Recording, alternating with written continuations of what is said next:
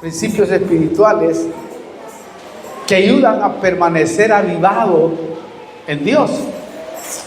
Yo creo que si al menos habrá muchos más, quiero hablarle de 4 nada más que creo que son fundamentales para todos aquellos que hemos vivido el Evangelio, aquellos que muchos de nosotros nos convertimos bien jóvenes. Al menos yo me convertí a los 16 años y medio, me convertí a Cristo, y sé que si tal vez no hubiera aplicado estos principios en la vida, tal vez no pudiera haber estado acá sentado, tal vez no hubiera alcanzado a desarrollarme, a madurar, quizás no hubiera llegado hasta estas instancias, ¿verdad? Y yo creo que si uno se mantiene avivado en la vida espiritual, uno puede alcanzar muchas cosas en Dios. Lógicamente no es tan fácil ser joven en el Evangelio y alcanzar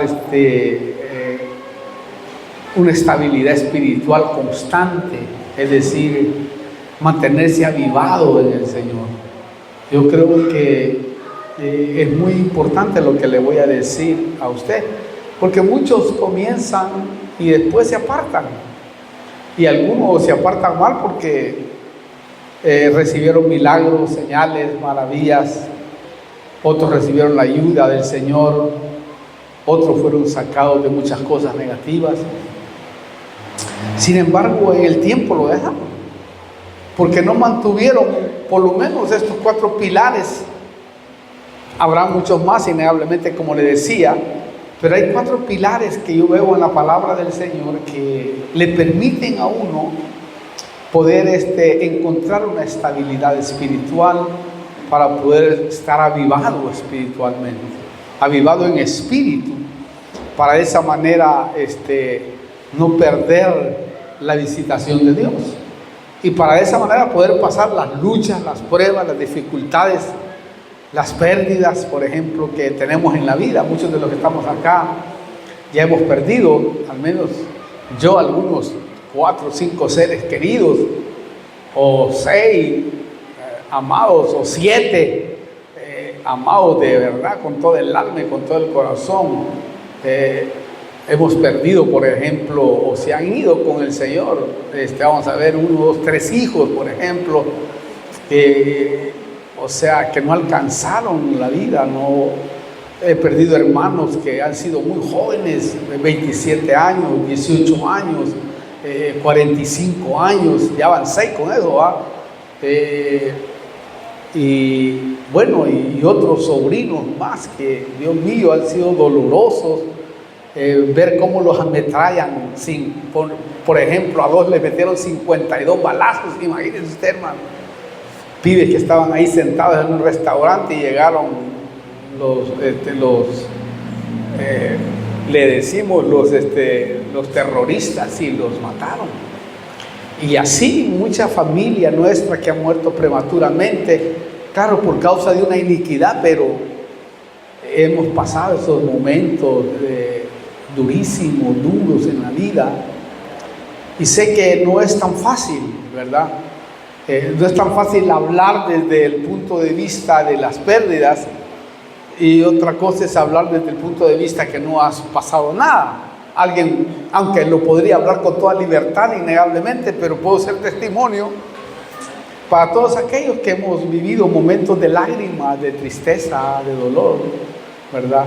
Pero creo que si yo personalmente nunca me hubiera mantenido en el estado de evolución, de crecimiento, de madurez, si no hubiera conocido lo que conozco, sé que es muy importante desarrollarse en un lugar donde uno tiene doctrina, donde uno tiene reglas para vivir, donde uno tiene maestros de la palabra del Señor que le enseñen a uno. Yo doy gracias a Dios por ese gran y enorme privilegio que he tenido de venir de una iglesia donde la palabra del Señor es lo más grande que hay en la vida, y ese es uno de los pilares más tremendos que hay. Claro, nosotros debemos de permitir crecer y madurar, porque si no le permitimos al Señor crecer y madurar, entonces no vamos, por supuesto, a mantenernos avivados en el Señor. No vamos a poder pasar estragos en la vida. No, yo creo que no se podría, innegablemente, porque se necesita esfuerzo, se necesita decisión, se necesita coraje, se necesita conocer a Dios. Es decir, Señor, yo quiero conocerte de verdad. No importa cómo te pinte la vida, como decía Ruth a Noemí, ¿no? Que Noemí había sufrido las pérdidas de Ruth, por ejemplo, perdió a su esposo, perdió sus 4 hijos, sus 2 hijos, ¿verdad? Los perdió y Ruth vivió todo ese dolor de Noemí. Sin embargo, le dijo: yo quiero que ese Dios que tú tienes sea mi Dios. Y donde tú vivas, yo viviré. Y donde tú mueras, yo moriré. Como un Dios que supuestamente le quitó todo a Noemí, porque dice que se fue rica y volvió sin nada. Y siguió adorándole y bendiciéndole a Dios. O sea, esto tiene que ver experiencia, tiene que tener uno un encuentro con Dios. Y creo que Dios está invitando al pueblo, a los que conocen a Dios a medias, a que se encuentren con Él verdaderamente.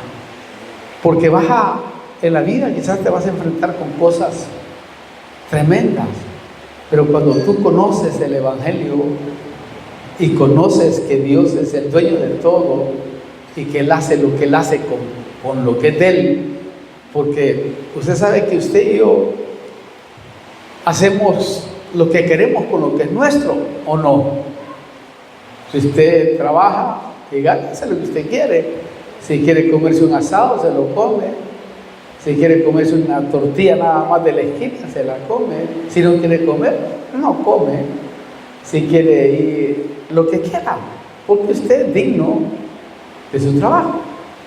Y Dios es digno porque Él es el que nos hizo y Él es soberano. Eso quiere decir, Él hace lo que Él quiere con el barro. Usted y yo somos el barro, y a veces nos quiebra y nos vuelve a hacer, y a veces necesitamos que nos quiebre muchas veces para que poder darnos la forma, y así podamos entender muchas cosas que quizás no entendemos. Entonces, yo le hablo de mi experiencia, y creo que eso en un tiempo, hace muchos años, recuerdo que sentí la estabilidad en mi vida. Sentí la estabilidad espiritual, y qué lindo fue ese día. Recuerdo que salí de un culto y sentí que el Espíritu me dijo: has encontrado la estabilidad espiritual. ¡Wow! ¡Qué tremendo! Y de repente apareció un hermano y le comenté, ¿no? Me dijo: sí, yo sé, de verdad, me dijo, lo veo, lo siento. Y es una cosa tan bella, porque después de la estabilidad vienen las pruebas, vienen las luchas, las necesidades y muchas cosas más que le suelen pasar al ser humano. Pero dije yo: qué tremendo, Señor, qué maravilloso es encontrar eso. Entonces, pero sí deben de permitir crecer y madurar, porque si no te permites crecer y madurar, siempre seguirás siendo mediocre en la vida, espiritualmente hablando. Por eso quise leerle primero, antes de ir ahí, Proverbios capítulo 4, versículo 18, que dice así: mas la senda de los justos es como la luz de la aurora, que va en aumento, y en aumento, en resplendor, hasta que es pleno día. ¿Oyó? Somos como la luz del aumento, o son como la luz de la aurora, que va en aumento y en aumento hasta que es pleno día, hasta que la tienes reclara, quiere decir eso. Esto quiere decir hasta que alcanzas la madurez. Porque en Dios tú puedes alcanzar madurez incluso siendo joven. Porque hay jóvenes de 80 años y hay viejos de 18 años. Hay jóvenes que alcanzan como Timoteo, como Tito, como Caleb, como Josué, como Daniel, como Sadrach, como Mesac, como Abednego, como José, que siendo jóvenes alcanzaron, pero también a la media madurez, como Pablo, tipo 40 años tal vez tenía Pablo cuando se convirtió a Cristo, por ahí, por ese lado o más, o como Enoc, como a los 60 años, wow, y vivió 300 años, fíjese, y agradó a Dios. O sea, la edad no importa, pero qué lindo es cuando uno es mancebo y empieza a experimentar la vida en Dios. Creo que esa es una de las cosas que uno debe de aprender. Querer crecer en Dios, pero para crecer en Dios hay cosas que uno debe de hacer. Mire, la iglesia del principio, para permanecer avivada, practicó principios básicos que le ayudaron a crecer. Hay principios básicos que nos van a ayudar a crecer.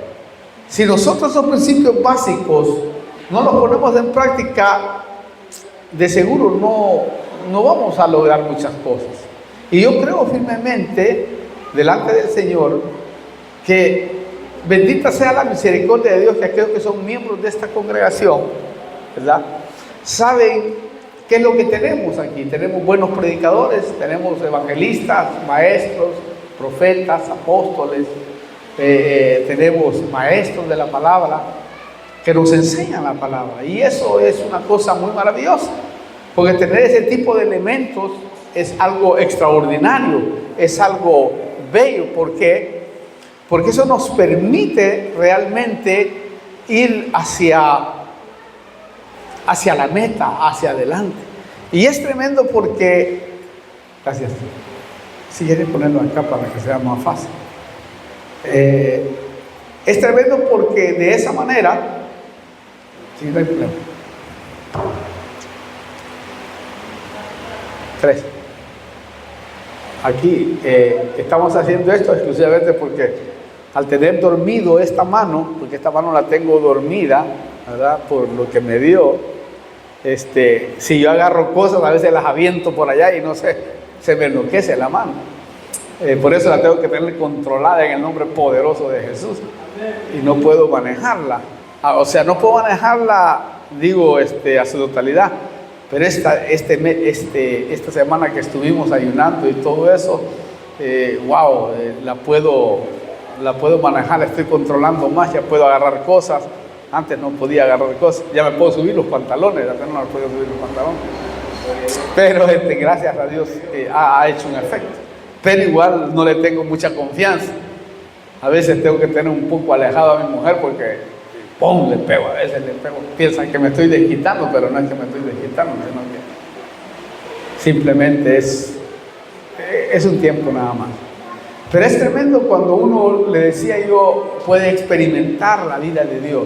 Bueno, número 1, para permanecer avivados espiritualmente en Dios, primero, que esa es la dicha que usted puede tener y muchos más en el mundo, porque ahora Dios está restaurando el ministerio apostólico y profético en el mundo. Por supuesto que hay mucha falsedad, mentira, pero eso no nos importa hoy, nos importa lo verdadero, lo que es verdadero. Y usted sabe que la iglesia del principio es una iglesia que vivió avivada. Por eso nosotros nos asombramos de la iglesia cuando leemos el libro de los Hechos, que ahí es donde está todo el margen de la iglesia. Nosotros nos sorprendemos viendo a jóvenes, adultos, ancianos, niños, avivados. Dice que las hijas de Felipe, por ejemplo, eran 4 y profetizaban. ¡Wow! Eso era tremendo, hermano.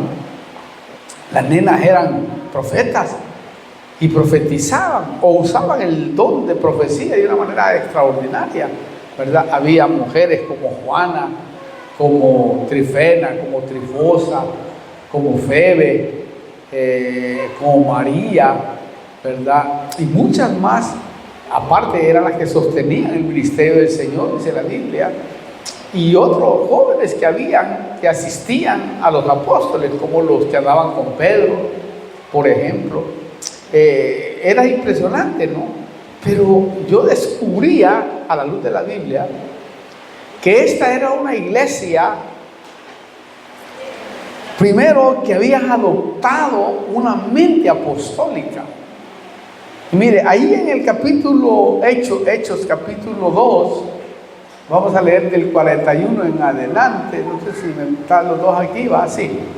Dice, entonces, Hechos 2:41, voy a leer. Entonces los que habían recibido su palabra, dice, está hablando de los apóstoles que estaban predicando, dice, fueron bautizados y se añadieron aquel día como 3,000 almas. Pónganle cuidado a eso. 3,000 almas. De un solo pepinazo se convirtieron ahí. Pero note la importancia del versículo 42, porque dice, y se dedicaban a 4 cosas que vamos a irlas desarrollando a medida que vayamos disertando el mensaje. Dice, y se dedicaban continuamente a las enseñanzas de los apóstoles, a la comunión, ¿oyó?, al partimiento del pan y a la oración. 4 cosas, ¿oyó? A la doctrina de los apóstoles, eso implica mente apostólica, a la comunión, al partimiento del pan y a la oración. Yo quiero que desarrollemos eso, porque eso era lo que hacía, y más adelante vamos a ver, lo que hacía que alabaran a Dios. Y dice que Dios añadía cada día a los que iban de ser salvos. Quiere decir que esta era una iglesia impresionante, porque mire cómo creció.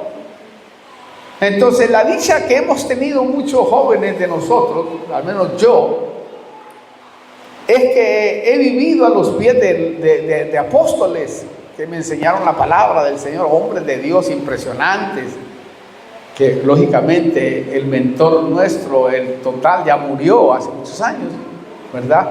Pero quedaron, hermanos, apóstoles impresionantes en el mundo, en Guatemala. Bueno, se regó un montón de siervos, profetas, apóstoles, maestros, evangelistas, por toda la tierra, hermano. De ahí salimos muchos, ¿verdad? Y alabamos a Dios y glorificamos el nombre del Señor, porque eso nos mantuvo, la doctrina nos mantuvo al pie del cañón siempre. Siendo jóvenes salimos, muchos jóvenes salimos de 20 años, por ejemplo. Yo salí como de 20 años a Sudamérica. De 19 años ya tenía una iglesia allá en Los Ángeles, California, Estados Unidos. Y de ahí, pues bueno, surgió la idea de plagar Sudamérica de pastores, hombres de Dios que fueran a hacer la obra misionera. Y bueno, uno de ellos soy yo. Y así hay muchos en el mundo que salimos de este movimiento, de ese avivamiento impresionante que hubo, ¿no?, en esas épocas maravillosas por los 80 allá. Y fue algo impresionante porque nosotros nos criamos con una mentalidad apostólica. Adoptar esa mentalidad es lo que siempre ha querido Dios. Cristo mismo, como le comentaba la vez pasada, que dice que de entre los 70 escogió a 12 y los llamó apóstoles. Esa palabra nunca había sido mencionada, ni siquiera sabían los apóstoles qué significaba, pero Él los llamó. Esa palabra significa enviado, ¿verdad? Misionero. Pero tiene muchos rasgos tremendos. Pero Él quería que adoptaran esa mente, quería que la iglesia toda creciera así, creciera con mente apostólica, por las razones de lo que implica esa mente.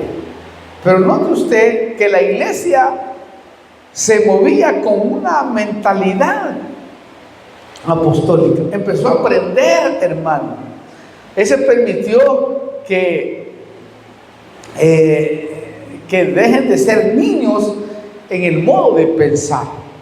Porque cuando tú adoptas esa mente, dejas de ser niño en el modo de pensar.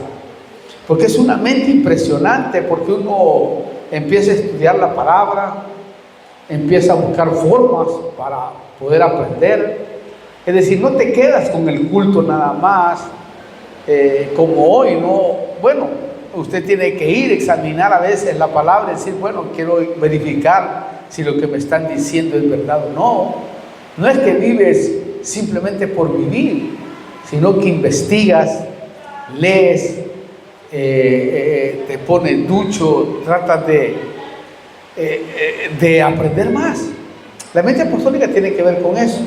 Nosotros fuimos enseñados, y por esa razón sé bastante, porque fui enseñado a estudiar nuestras iglesias en el mundo. Innegablemente fueron iglesias discipuladoras, por ejemplo, ¿verdad?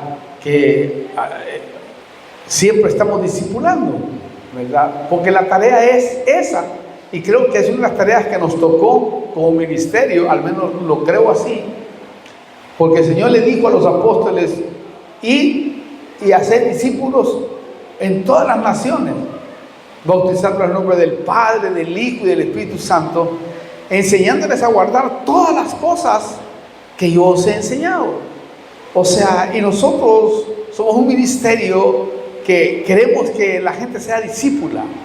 Primero, primicias. Eso es lo que queremos, que la gente aprenda, que la gente sepa qué es lo que cree. Porque tú y yo debemos de saber qué es lo que creemos. Porque si tú no sabes qué es lo que crees, entonces va a venir cualquiera y cualquiera te arrastra.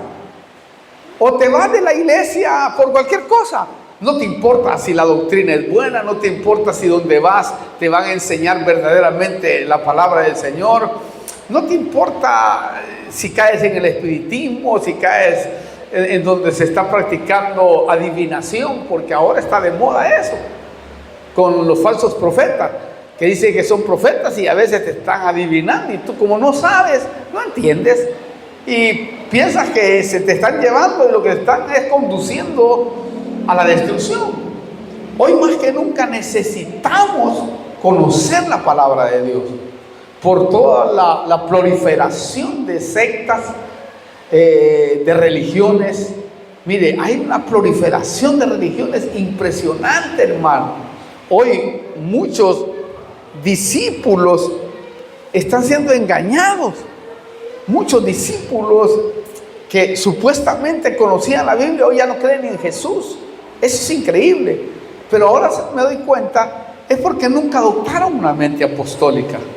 No aprendieron la palabra del Señor como debe de ser. Nosotros tenemos una serie de estudios, incluso tenemos una escuela que le hemos puesto Escuela Superior de Discipulado Apostólico, en donde me he dedicado añales estudiando muchas materias que tenemos ahí, incluso ahí en la pared usted puede verlas.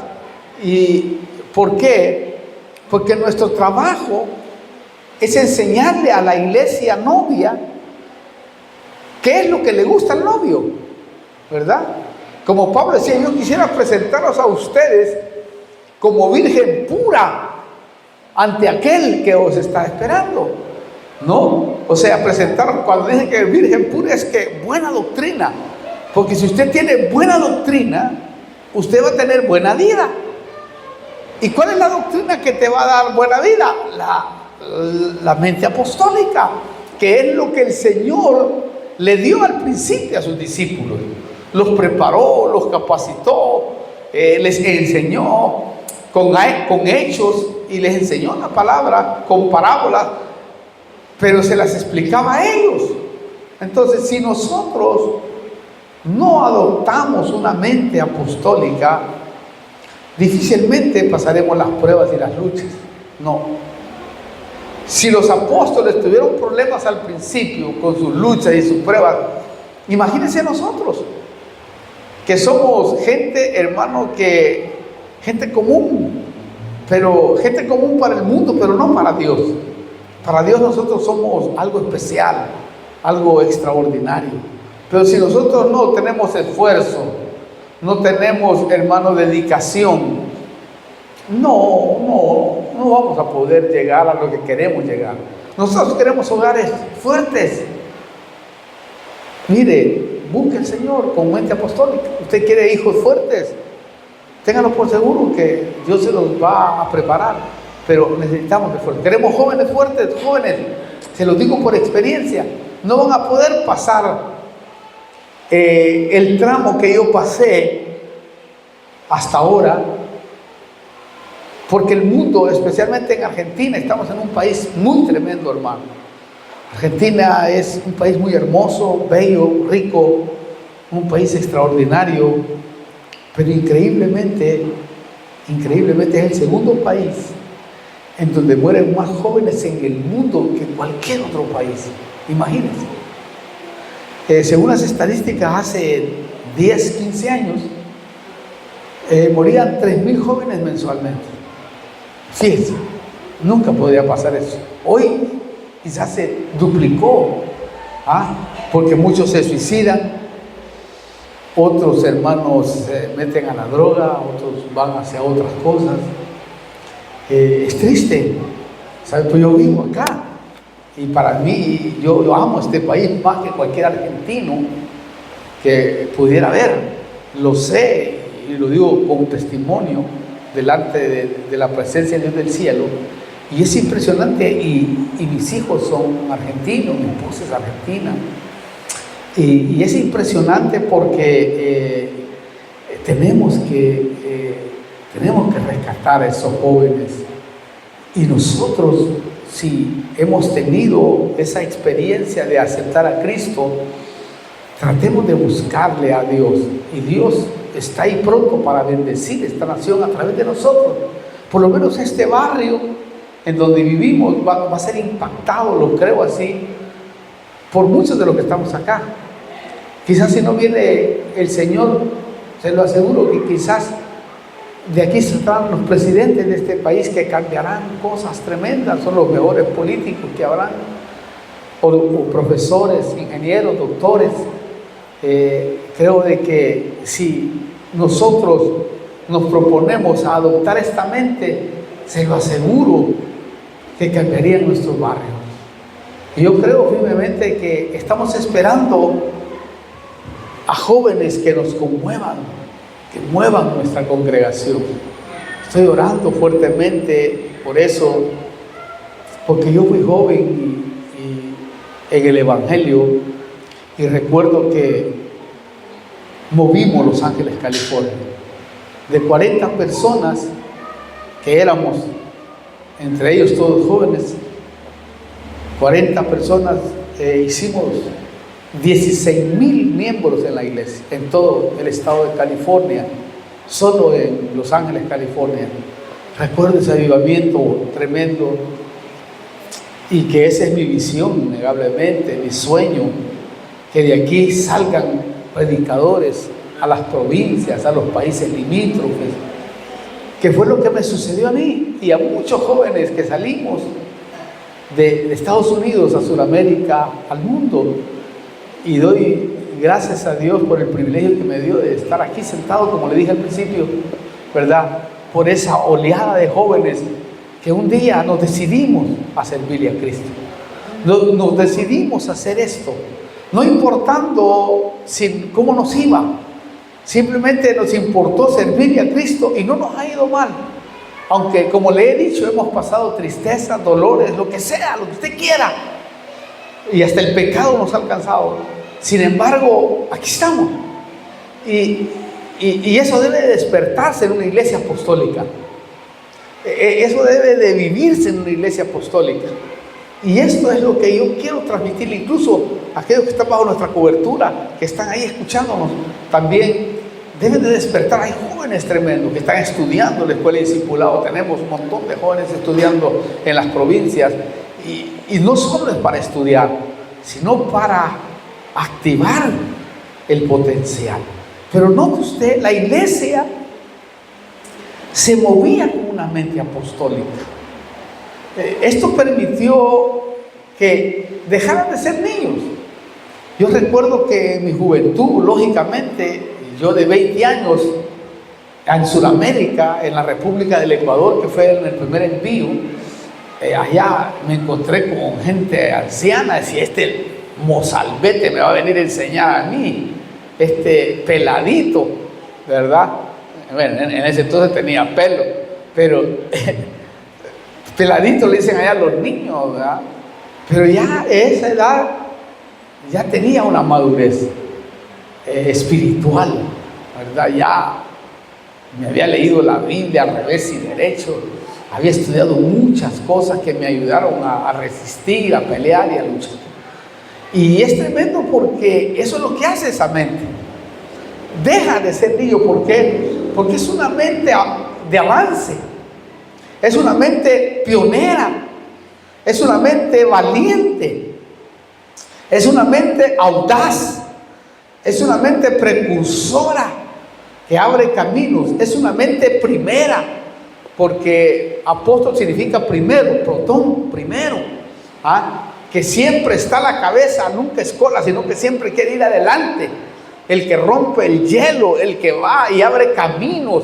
Esa es la mente apostólica, no se detiene, sea que viva o que muera, venga lo que venga, va hacia el frente. No importa si tiene que pelear o que lo derriben. A veces sufrimos derribos, como decía Pablo, derribados, pero no destruidos. Nos volvemos a levantar porque sabemos que esa mente es una mente más que vencedora. No solo vencedora, sino más que vencedora. O sea, no le importa lo que tenga que pasar o sufrir, porque sabe que ese no es su final, sabe que ese no es su destino, sabe que su destino es la bendición de Dios y la gloria de Dios. Y si no la tiene aquí, como decía Pablo, sea que viva o que muera, allá arriba la voy a tener. ¿Me entiende? Dele un aplauso al Señor, hermano.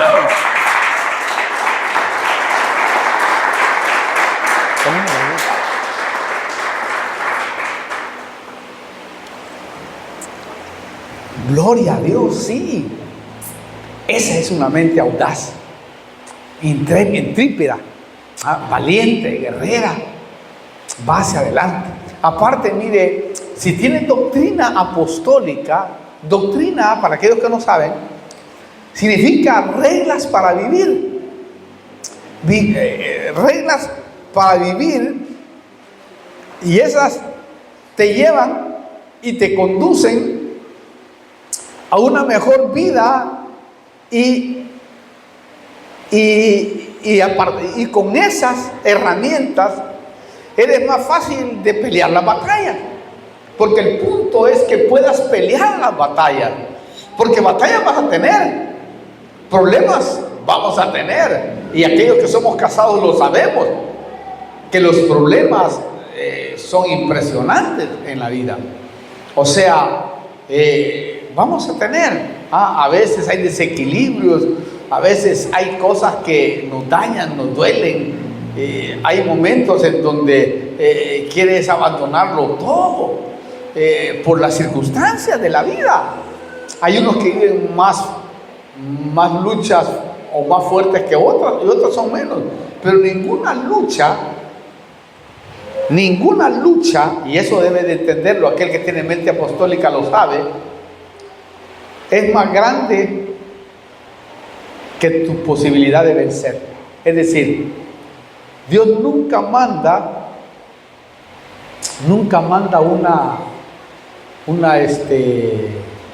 una prueba más allá de la que tú no puedas resistir. Si a ti te está pasando algo difícil, es porque en realidad tú puedes pasarla. Solo lo que quiere Dios es enseñarte, quizás en algunas cosas, a ser prudente, a ser sabio, a ser inteligente, porque no es que hayas perdido, no, en Dios nunca se pierde, siempre hay ganancias. A mí, por ejemplo, Dios me ha mostrado el por qué a veces he perdido un hermano tan joven. Digo, ¿por qué? Y nunca le he dicho por qué al Señor, sino para qué, ¿verdad? ¿Para qué lo hiciste, Señor? Y el Señor me ha contestado algunas veces. Algunas veces me ha contestado incluso con algunos hermanos que han muerto y se han ido más jóvenes. Y me ha contestado el Señor que los hemos tenido sentados ahí, y a veces Dios los ha liberado de la droga o de algún vicio. y después que los sana y los libera, han vuelto otra vez. Y le he preguntado al Señor, me ha dicho, no, si yo no lo corto antes, me dice, si no lo hubiera cortado antes, tal vez se hubiera perdido. Cuando llegues ahí arriba, lo vas a saber bien a totalidad. Y digo, ala, de plano, qué tremendo, Señor. Y así, a hermanos que he tenido, una hermana de 18 años, modelo, tremenda, también me contestó el Señor. No pude ni ir al velorio porque estaba allá en Sudamérica, ¿verdad? Ni tampoco de mi otro hermanito que tenía 27 años, que los llevé a Cristo a ellos, innegablemente, ¿verdad? Los llevé a Cristo y después murieron. Pero el Señor me mostró la razón y el porqué. No solamente me mostró la razón de ellos en ese momento, sino también después el porqué, ¿no? La iniquidad inmunda que venía arrastrando la familia. Pero es impresionante cuando uno adopta esta mente. Otro principio que nos va a ayudar a permanecer avivados es Dios. Número 2, aquí dice que continuaban en la enseñanza de los apóstoles y en la comunión. ¿Oyó? En la comunión. La comunión es muy importante. Mire, la comunión, los unos con los otros, eso nos mantiene avivados. Eso te mantiene avivado. Si tú no tienes comunión, ¿verdad? Difícilmente te mantienes avivado. Porque es importante la comunión. Importante tener compañerismo. Siempre hay alguien, siempre en la congregación hay alguien que está contigo. Quizás no todos. Quizás con algunos tengas roces. Quizás con otros no te lleves bien. Porque esto es como una familia.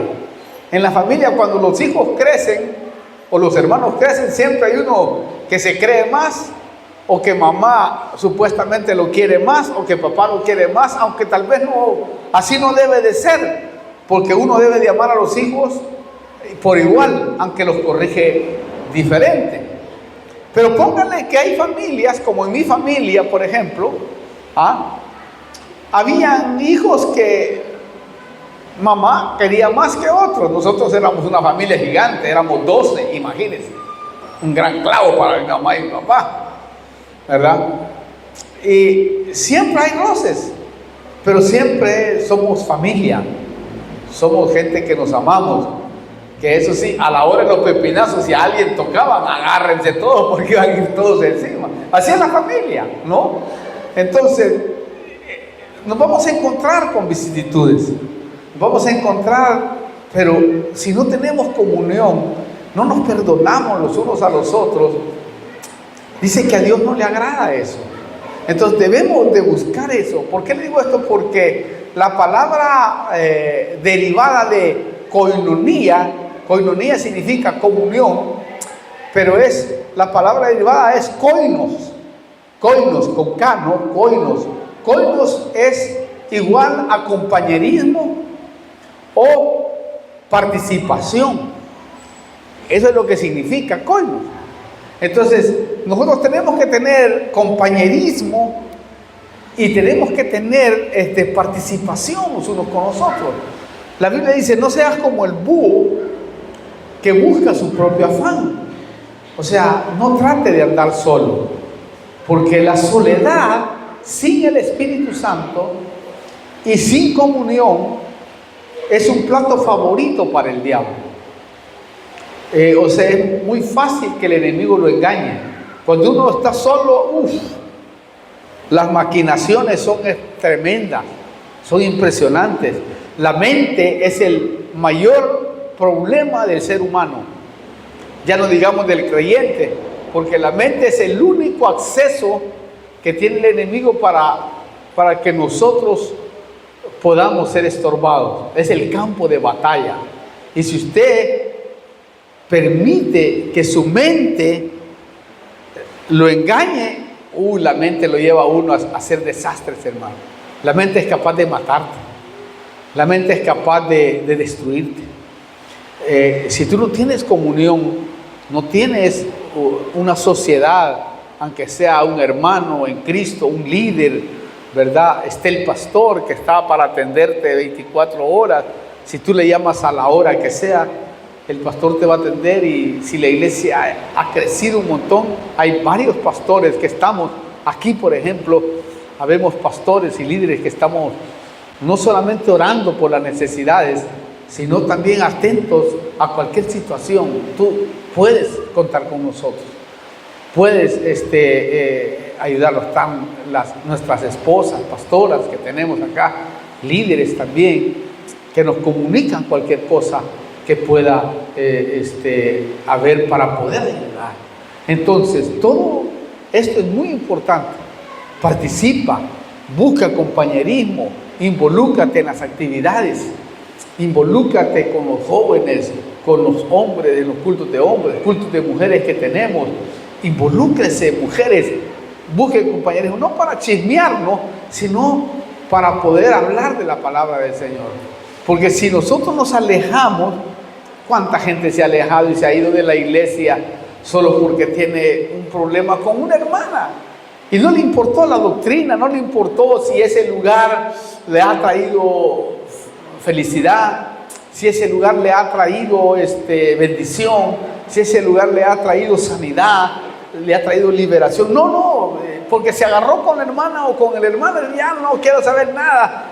¿Por qué? Si con el pastor tú estás bien, el pastor ha orado por tu vida, los pastores han orado y has sido bendecido, Dios te ha restaurado, Dios ha hecho una maravilla, has encontrado hermanos bellos, quizás otros, porque están en el proceso de cambio.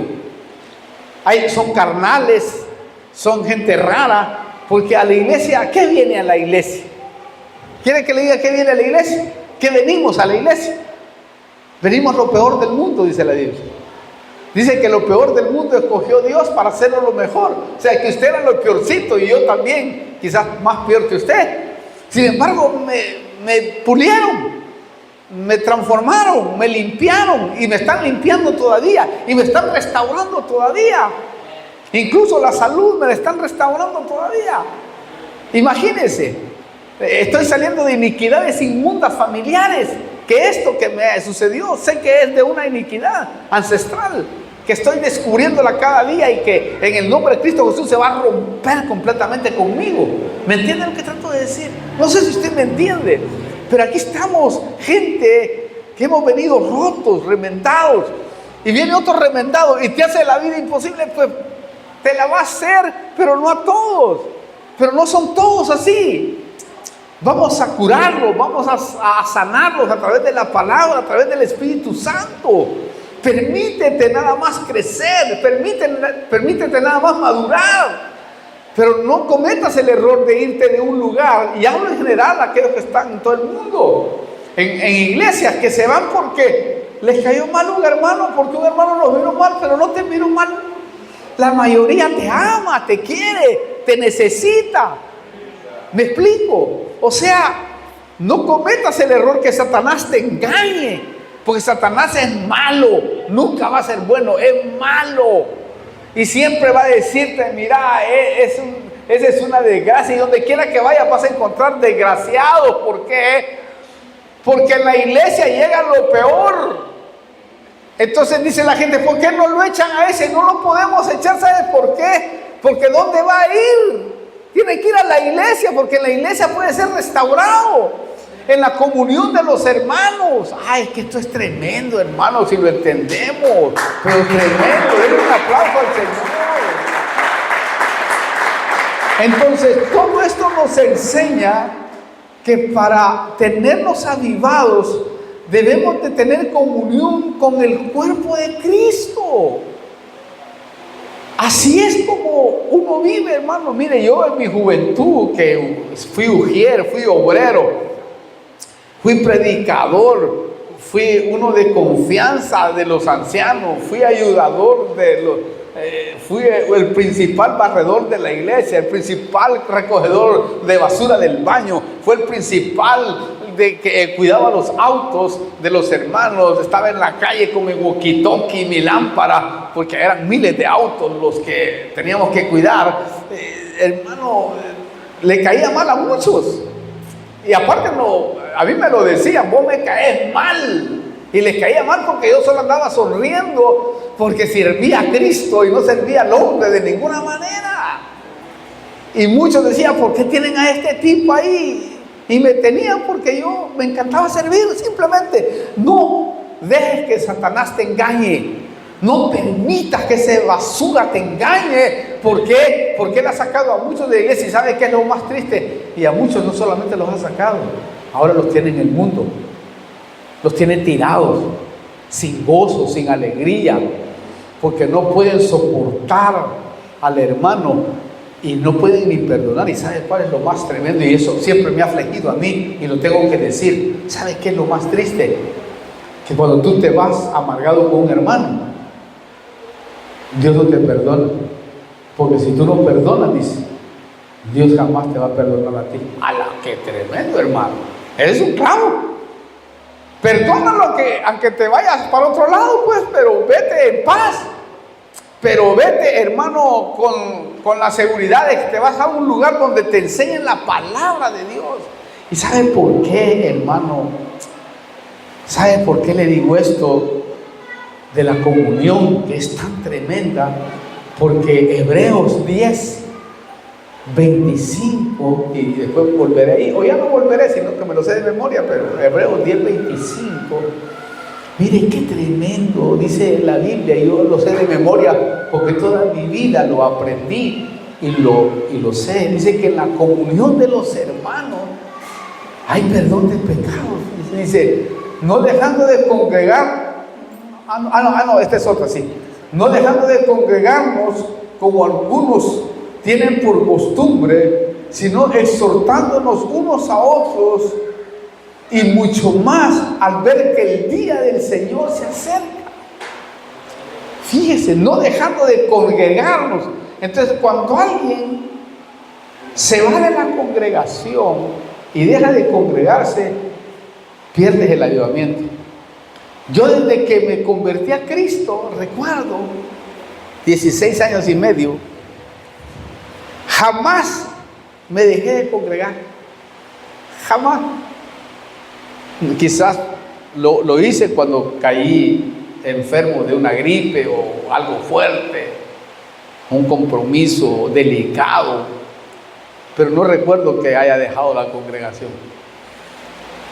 Para mí es muy difícil quedarme en la cama, en casa, incluso en el estado jamás he querido. Dios, siento una tristeza quedarme en casa, hermano. Dios mío, veo a todos los hermanos en mis pensamientos, la iglesia, veo el púlpito, y cuando vengo para acá, wow, digo, gracias Señor, no me quites eso, sino llévame, porque es algo maravilloso, es algo precioso, más cuando uno es predicador. Digo, Señor, hasta el final, Padre, no importa, desde la cama predicaré, pero hasta el final sé que tú no lo vas a permitir y tienes que llevarme.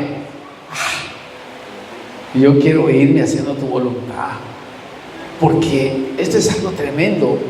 Si quieres permanecer avivado, no dejes de congregarte, porque cada varón, cada mujer de Dios que se sube en este púlpito tiene una palabra para ti. Tiene una palabra. Cada varón, y yo mismo oigo a los hermanos, aunque yo soy el maestro de ellos, su pastor, y yo aprendo, digo, Dios mío, qué tremendo. Me alumbra a veces, digo yo, me ensancha las predicaciones, una palabra.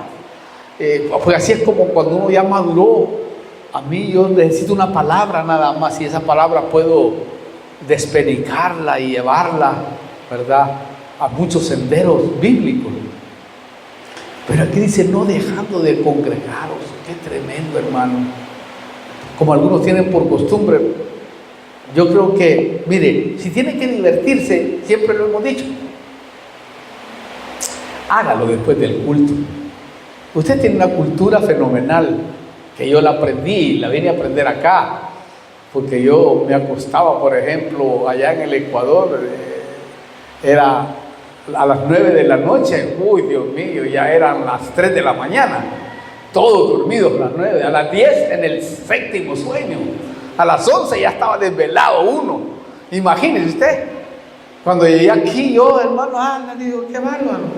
Invité a un hermano, que el primero que conocí, lo invité a mi cumpleaños. Y vi que no llegaba el hermano. Bueno, comimos a las 8, acababa de llegar. A las 8 estaba comiendo yo y me fui a acostar. A las 10:30 venía llegando el hermano. En el timbre. ¿Quién será a esta hora tan noche? Y llegué. Soy yo, hermano, aquí traigo la comida. ¿Qué comida? Yo ya estoy durmiendo, le digo yo. ¿Cómo que ya está durmiendo? Aquí empieza la noche apenas. Ahí empecé yo a acostumbrarme, hermano.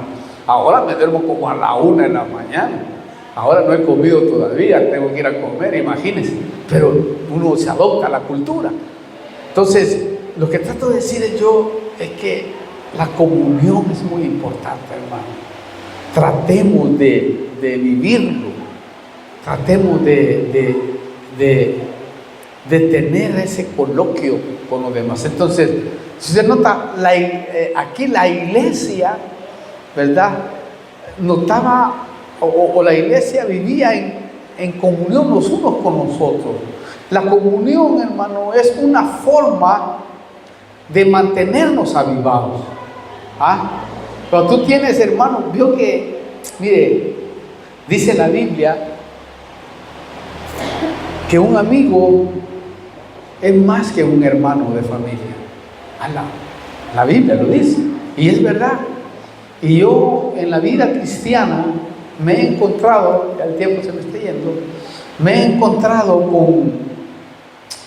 con hermanos que son más que un hermano, son familia verdadera. Usted es familia verdadera. Para mí usted es mi familia verdadera. Es la familia que Dios nos ha dado, la familia que vivíamos allá, solo que no nos acordamos. Pero somos una familia tremenda, hermano. Y yo tengo personas aquí que, mucha honra, realmente, mucha honra. Es familia total. Entonces, no pierda la comunión. Venga, congréguese, aprenda de la palabra, porque es muy importante delante del Señor. Otro principio, muy más rápido, que nos mantiene avivados, número 3, es el compartimiento del pan. Ahí leímos en Hechos 2:42, leímos que ellos vivían con la doctrina apostólica, ¿no? Enseñanza, seguían las enseñanzas en la comunión, y lo tercero, y en el compartimiento del pan. Fíjese qué tremendo. Y esto es impresionante porque no solo aquí nos habla de la Santa Cena, que es clave, la Santa Cena, porque ellos compartían la Santa Cena en la iglesia y en las casas, pero compartían, dice, con sencillez de corazón comían, cada uno de ellos con sencillez de corazón, y era de un alma, dice que era de un corazón y un alma. Imagínense. Ahora, pónganse a pensar en esto. La Santa Cena que la hacemos, a veces la hacemos 2 veces al mes, que ya creo que toca la próxima semana, ¿verdad? Tenemos que hacerla, no la aivada, porque a veces hay malas enseñanzas con la Santa Cena. Por ejemplo, la Santa Cena, muchos dicen, si usted no está casado, no tiene que comerla. Si usted no está bautizado, tampoco tiene que comerla. ¿Y quién le ha dado ese derecho a usted para que diga eso? ¿Quién le ha dado derecho? Nadie tiene derecho de decirle a alguien, tú no tienes que hacer la Santa Cena. Porque ¿qué significa la Santa Cena? La Santa Cena significa que yo quiero proclamar la muerte y la resurrección de nuestro Señor Jesucristo. La Santa Cena es que dice, yo quiero tener parte contigo allá en el reino. Eso es lo que significa la Santa Cena. Y la Santa Cena, ¿sabe qué es tan tremenda? Porque la Santa Cena, cada vez que la hacemos, nos reconcilia con el Señor. Si tú estás mal, te reconcilia con el Señor. O sea, nadie debe de evitarla, porque entonces estás diciendo tú, yo no quiero tener parte contigo en el reino, Señor. Eso es lo que está diciendo el que no lo hace, o al que se lo han enseñado mal. Es como que yo le diga a usted, usted no puede, usted no tiene que tomar la Santa Cena. ¿Por qué? Porque no quiero que tenga parte allá en el reino. ¿Cómo que no? ¿Y quién soy yo? ¿Acaso soy yo el Espíritu Santo? No, nunca le permita, porque la Biblia no lo dice. La Biblia dice, y cualquiera que coma del pan y de la copa, cualquiera, quiere decir que cualquiera puede hacerlo. No tenemos que darle preguntando a nadie, ¿usted es casado? ¿Usted es? ¿Usted no? No. ¿Acaso el Señor le preguntó a Pedro, cuando tuvo la primera Santa Cena, ¿cuántas mujeres tenés, Pedro? No le preguntó, y de seguro Pedro andaba medio atravesado. Porque, ¿por qué le digo esto? Porque el Señor dijo, en el principio varón y hembra los creó. Y entonces, ¿cómo dijo Pedro? No, si en el principio no era como ustedes están pensando que tienen 2, 3 mujeres, le dijo el Señor. No, en el principio no fue así. ¡Hala!, dijo Pedro, si esa es la condición del hombre, hoy está caliente la cosa, solo hay que tener una. Y estaba tomando Santa Cena ahí con él. Tomás, que ni creía en nada, estaba ahí. Pedro, Juan y Jacob, que eran hijos del trueno, que echaban al infierno a todos, estaban ahí sentados. Un día de esto les voy a hablar de las áreas que tenían todos los 12 apóstoles, cada uno de ellos, cuando estaban sentados en la mesa. Cada uno de ellos no creía en Cristo. No se les había abierto la mente para comprender las Escrituras. Sin embargo, Dios los toleró, los aguantó, como a ti y como a mí, para que ahora podamos crecer y evolucionar. Entonces note, no solo nos habla de la Santa Cena, que es clave, pero también nos habla de compartir la bendición material. Aquí nos habla de las ofrendas, nos habla también del diezmo, de compartir para la casa, para que la casa no sufra, para que la casa tenga para alquilar, para pagar la luz, para pagar muchas cosas que hoy son difíciles de hacer. ¿Por qué muchas iglesias se han cerrado hoy? Porque los miembros no ayudan. Y lo digo con lamento, porque conocemos aquí con el pastor Claudio, hemos viajado, se han cerrado muchas iglesias porque no hay alimento para la casa. Y qué triste es que tengamos que cerrar la iglesia. Eso es muy claro, que quizás Dios nunca lo permitirá. Siempre tendremos donde ir y donde predicar el evangelio, pero no sería lo correcto delante del Señor. O sea, compartir la bendición de Dios, porque la bendición de Dios viene por Él. Tu trabajo, ¿por dónde viene? Por Dios, porque Dios te lo dio. ¿De dónde viene tu alimento? De Dios. ¿De dónde viene tu prosperidad? De Dios. Muchas veces se nos olvida que Él nos ha bendecido. Yo siempre les enseño a mis hijos, porque a mis hijos yo les enseño a diezmar desde que nacen, aunque no lo entiendan. Digo, ¿recibiste esto? Tienes que dar esto. Y él dice, ¿por qué, papá? Porque esto ayuda, mira, para pagar esto. Dice, bueno, hacelo, papá, de lo que yo te doy. Si te doy, te doy 100 pesos, bueno, da 10 pesos. O 1 peso, da 1 peso. Él lo pone en un sobre. Y yo sé que ese principio nunca lo va a dejar, porque nunca mendigará pan, jamás en la vida, porque llegará viejo, y sé que nunca va a mendigar. Dios lo va a bendecir, alguien le va a ayudar en la vida, alguien va a estar ahí ayudándole.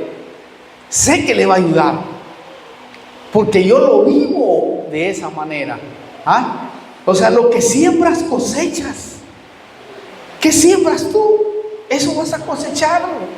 El día de mañana lo vas a necesitar, y quizás cuando lo necesites, cuando nadie esté, va a ser muy triste.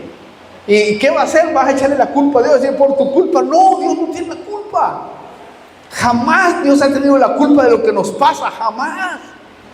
Nunca permitas meterte en la cabeza que Dios tiene la culpa, porque si cual día que te metas eso en la cabeza, vas a tener muchos problemas eternos.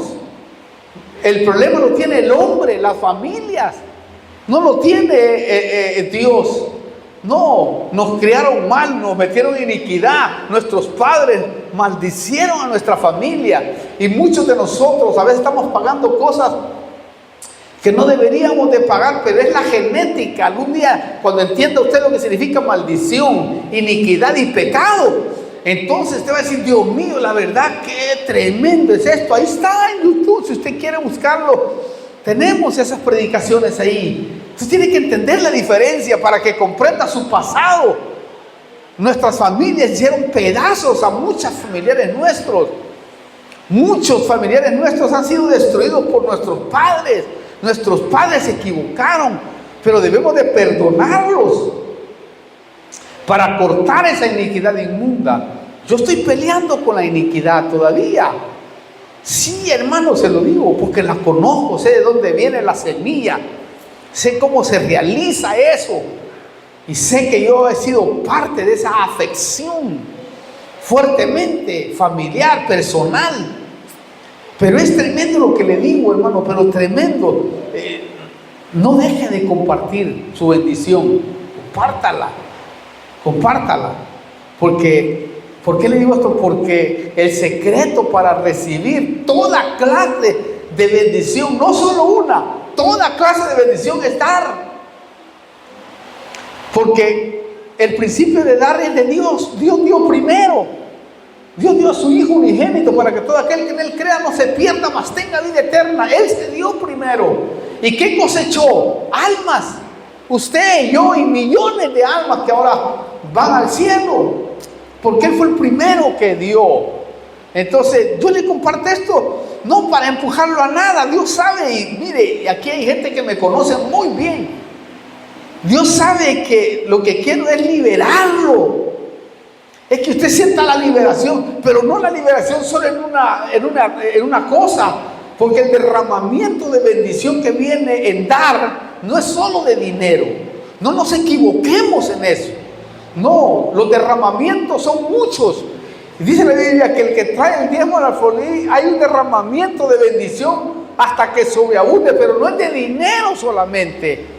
Es derramamiento de amor, de protección, de fe, derramamiento de amor, derramamiento de muchas cosas, de unción, de palabra profética, de oración, de gracia. Esos son los derramamientos. Porque uno piensa que solo es de dinero. Ese es el engaño diabólico de la mala prosperidad, de la predicación de la prosperidad. Eso es malo, eso es falso. La prosperidad es... Yo la creo 100% porque yo vivo próspero. Yo soy próspero en el alma en gran manera y también Dios me bendice. No sé cómo, pero no sé cómo salgo de las cosas, pero salgo. Soy un hombre prosperado. ¿Me entiende lo que trato de decir? O sea, la falsa prosperidad te lleva, no, que solo dinero, y a veces le quita hasta las propiedades a la gente. Yo no hablo de esa prosperidad inmunda. Yo estoy hablando de la prosperidad verdadera de Dios, de un Dios que prospera de verdad, que te bendice no solo en el área económica, sino en el área del amor, en el área de la paz, en el área de... Mucha gente tiene dinero pero no tiene paz. Muchos no tienen amor, no le sale el amor. ¿Por qué? Dice uno. Otros no les salen las cosas. Quizás tienen para comer, tienen quizás para irse de vacaciones, pero no son felices. Nosotros tenemos lo que podemos y somos felices.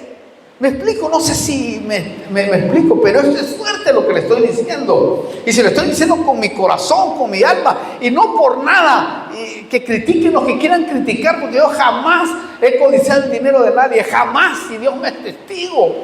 Pero sí tengo que decirle la verdad. Tengo que decirle la verdad, porque a eso me han llamado a esta tierra, y hasta que me vaya de esta tierra voy a llevar a muchos a la bendición, como lo he hecho durante todo mi ministerio.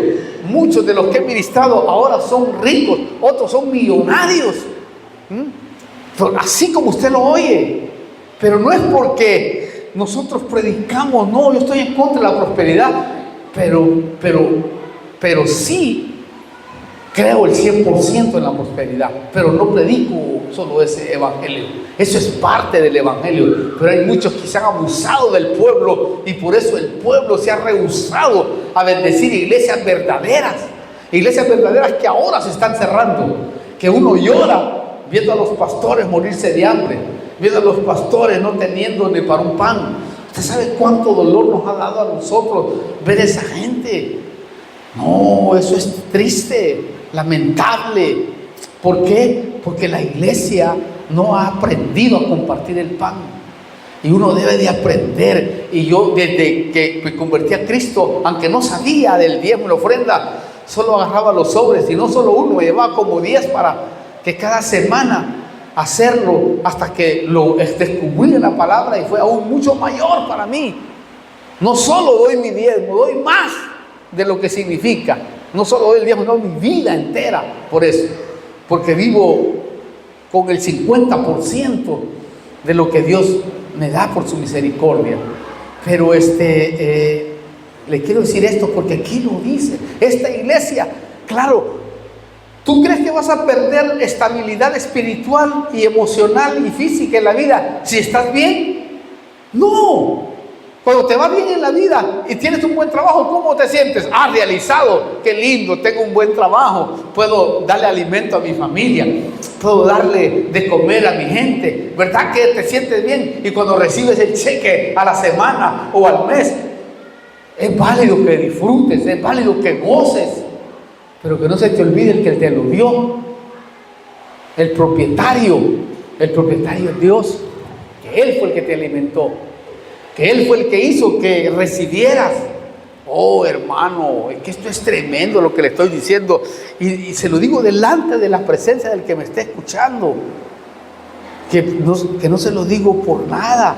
A nadie juzgamos en este lugar, a nadie, no, y ni siquiera, no, Dios sabe que no es así, pero hay muchos que están en falla en el compartimiento del pan verdadero de Dios. Muchos que están dando limosnas a Dios más que lo verdadero que deben de hacerlo. Lo digo porque yo lo hago con todo mi pecho, lo puedo inflar, porque lo hago con toda generosidad, no solo para la casa, sino que podemos hacerlo con otros que están pasando necesidad. Entonces, aquí dice así, hermano, no puedo evitar eso. ¿Por qué le digo esto? Porque el secreto para recibir toda clase de bendición es dar. Por eso la viuda de Sarepta, aquellos que han leído la Biblia, y su casa fueron bendecidas porque compartieron su alimento con Elías, el siervo de Dios. Wow, cuando yo leí eso me daba vergüenza hablarlo, pero Dios me dijo, no, ¿por qué? ¿Sabe por qué me daba como vergüenza? Porque miraba como que el siervo fue como abusivo, hasta que entendí ahí, porque qué tremendo. Le dice el siervo, ¿qué estás haciendo, viuda? Estaba ahí la viuda recogiendo leña para hacer fuego, y le dice, ¿qué estás haciendo, viuda?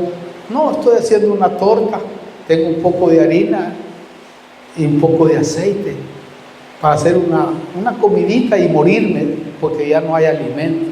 A la grande. Le dijo, dame primero a mí. ¿Qué?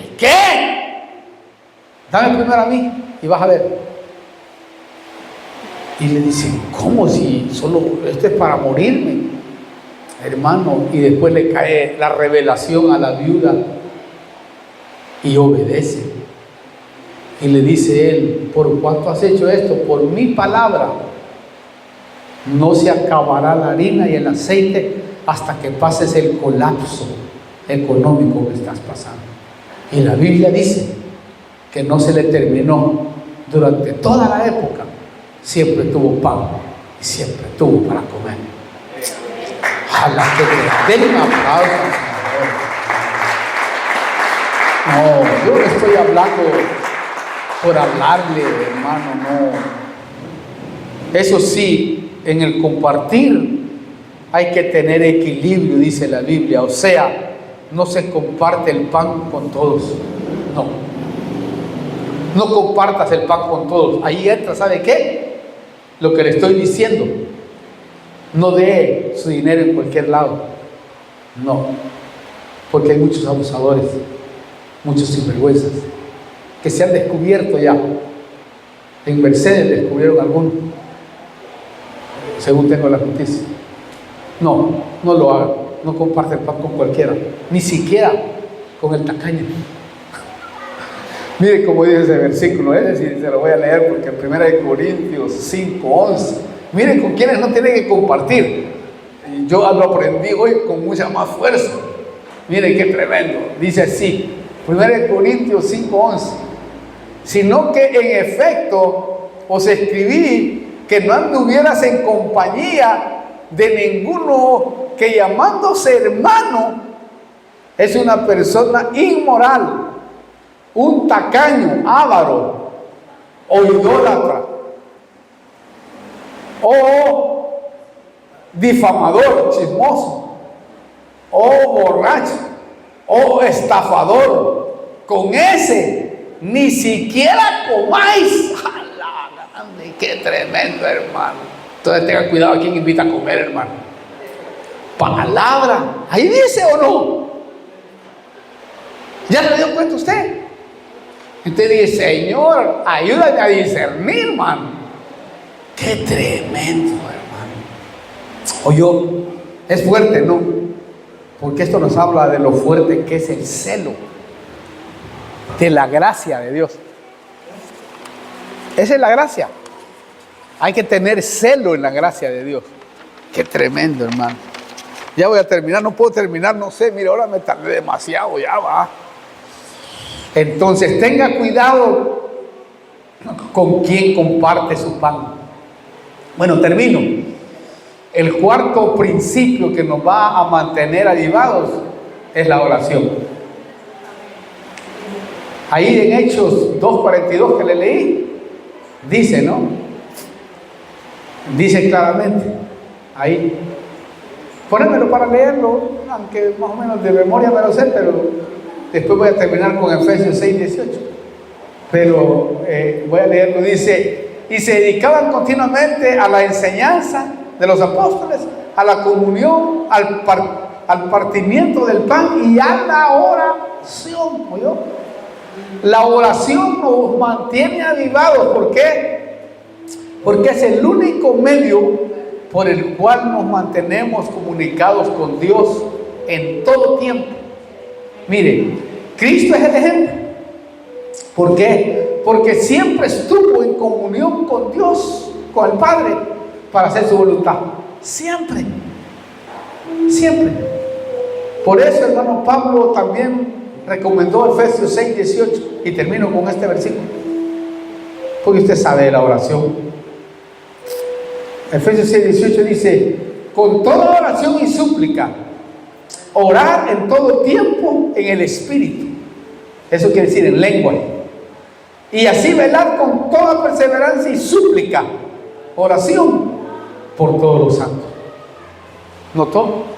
Hay que orar con todo tipo, clase de oración. La oración, orar en todo tiempo no significa estar de rodillas todo el tiempo, no. Significa tener comunión, dar gracias a Dios todos los días. Gracias, Señor, por mi trabajo, por mis hijos, por mi esposa. Adopte lo que yo toda mi vida tengo tendencia a adoptar. Orar con toda mi familia antes de acostarme, con mis hijos. Empujarlos a que oren. No importa que no sepan hablar, no sepan decir nada. Pero eso es clave. Porque la oración hace huir la tentación. Y con tu esposo, si puedes hacerlo, hazlo. Va a huir la tentación. Porque no se puede orar si estás mal. Y si estás mal, arréglate. Pide perdón. Y si en algún momento te alcanza el enojo con tu mujer, porque con la primera que se enoja uno es con la mujer. Y a veces pasan días, tal vez, una semana, o unos días, que no sean muchos. Cuando vuelvas, pide perdón y vuelve a la comunión en oración. No dejes que el diablo te calle y se te olvide orar. Ora. Eso es muy importante. Entonces, para mantenerte avivado, mente apostólica, comunión unos con otros, compartir el pan y dar y orar. Ora, porque orando te lo aseguro que Dios se va a glorificar. Y la oración es clave. Vamos a hacer una oración y después vamos a orar por este bebé maravilloso. Quiero hacer una oración. Póngase de pie un ratito para que se estire y no se me duerma. Padre, vengo delante de tu presencia, Señor. Te pido que te glorifiques, Padre, y que en el nombre poderoso de Jesús tú puedas obrar poderosamente, Padre. Glorifícate, Señor, en la vida de tus hijos en este día, y que en el nombre poderoso de Jesús tú puedas obrar, Señor, en cada uno de tus hijos. Padre, obra delante de tu presencia, que tu nombre sea glorificado, amado